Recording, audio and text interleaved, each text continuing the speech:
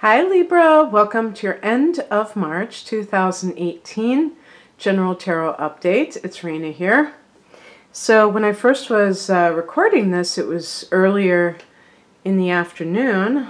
Now it's nighttime. And I had to start all over again because I had some interruptions. So anyway, the heart of the matter, the focal point at the end of March for you is the Eight of Wands. So this can be some kind of fast-paced events. I would typically think that this would be something when Mercury is direct after being in a retrograde motion, and actually Mercury goes retrograde during this period. So it doesn't matter, I guess, in a certain way, because you may be dealing with an employer and they're asking you for your information, when can you start, and these kinds of things. And so, you know, things still happen during Mercury retrogrades. People get hired and all kinds of things. It's just that there are always these kind of warnings about don't do this, don't sign documents, don't start something new. But of course life goes on, and sometimes people do get job offers during this time. And I think it would be kind of foolish to turn it down if, you know, if you have like some kind of an opportunity. I don't think it would go over very well for a new employer. Well, you know, it's Mercury retrograde. Call me back in the middle of April. But there's some kind of thing that is kind of like, you know, shooting arrows in the sky. It's passionate. This is a passionate card. So this could be a romantic thing going on as well. This is fire energy. Aries is your opposite sign. So you may find that polarity is really heating up for you. Sagittarius is a fire sign. Leo is a fire sign. But in general, there just can be like banding about this, some kind of communication that speaks about fast-paced events. So let's say you get hired and they say, can you start tomorrow? And you know, you're like, well, because you might be like taken off, it could take you off guard, you know. And by the way, at the end of the month you are having a blue moon in your sign. So Libra, that's a, you know, full moon. And you may be in a transitional period where you're kind of like moving, you know, kind of tying up some matters that have been like loose threads and things like that, and moving forward in your life. And so this, whatever this is, this communication or what have you, this could be kind of a preview of your future. Everything may not get settled by the end of March, obviously, but it could be pointing to some new developments later on. Now, the challenge card for you is the Ten of Swords. So let me give you an example. Let's say that the Eight of Wands relates to a new love interest.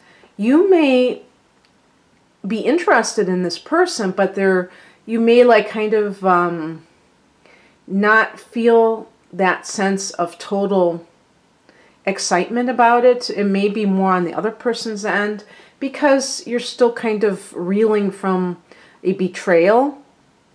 But this could definitely be in another area. It doesn't have to be romantic. I mean, this could be a work-related situation where you are still kind of reeling from something where you felt that another person or group, maybe it's more than one person, let you down, but even really intentionally did something that held you back while they gained whatever it was.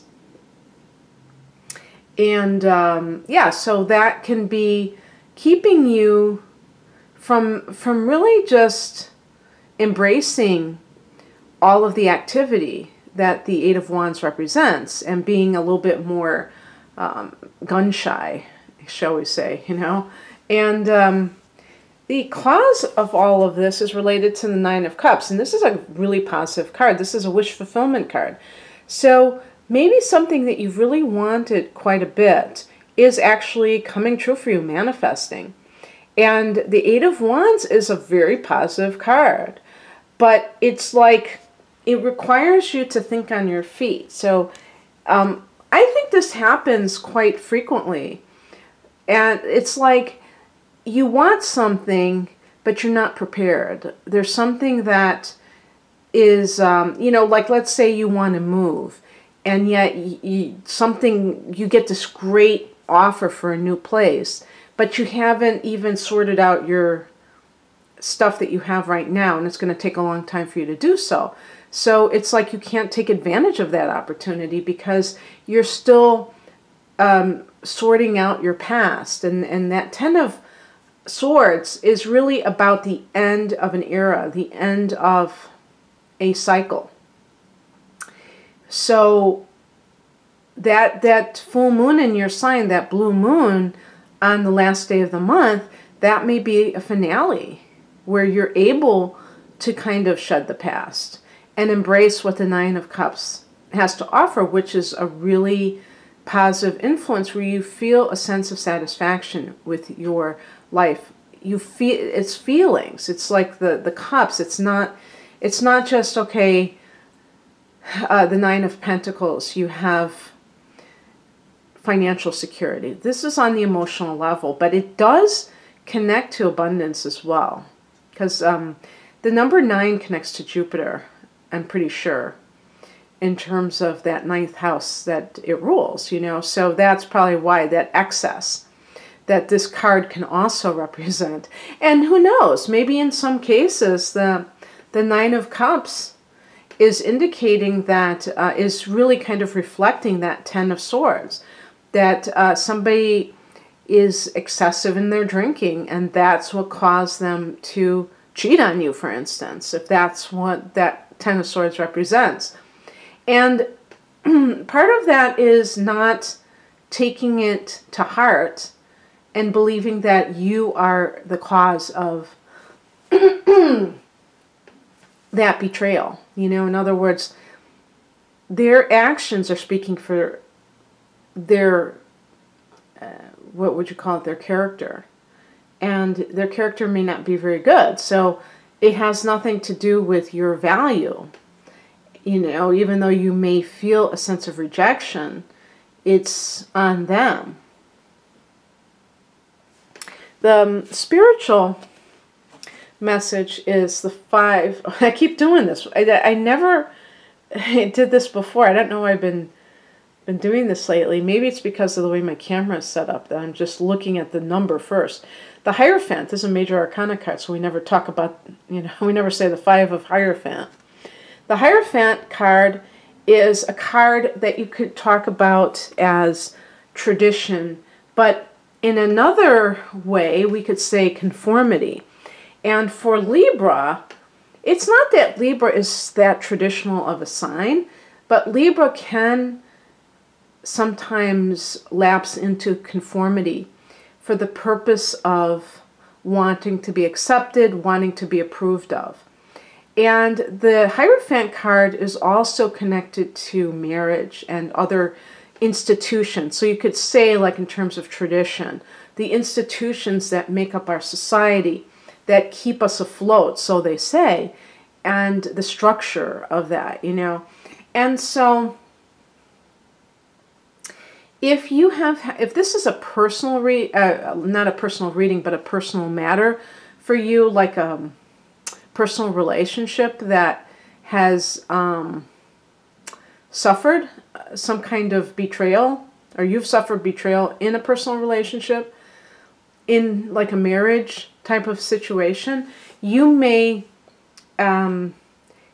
be too attached to that tradition. And, you know, understand that the tradition is really symbolic of values that people hold. So with marriage, it's the values of loyalty, the values of honesty, of devotion to your partner.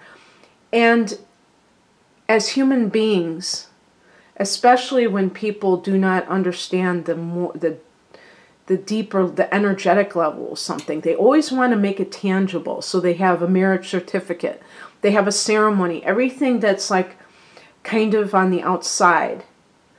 And they're trying to make it a tangible entity, which it is not. You can't sign a marriage certificate and that will guarantee that the marriage will last or that the people will remain in love. But I think that there is that underlying motive for a lot of people when they do that. And even in terms of religion, because that's obviously the Hierophant is showing like a pope-like figure, a clergy, the head of some kind of a religious order. And even in those settings, it's not about the form, it's about the function. You know, the spirit of the law, not the letter of the law. What is really the essence of whatever it is on the outside? That is the true importance of anything that we do. But some people are very attached to the outside. And it's funny because Libra rules the 7th house of marriage. But marriage is that external thing. The committed relationship, the ring, all those kind of things on the outside. The real nitty-gritty stuff is actually the 8th house, which is more, it's a water house, it's your emotional level. And so when we look at the 9 of Cups, we're talking about the emotion behind the within the relationship, not the, you know, bells and whistles.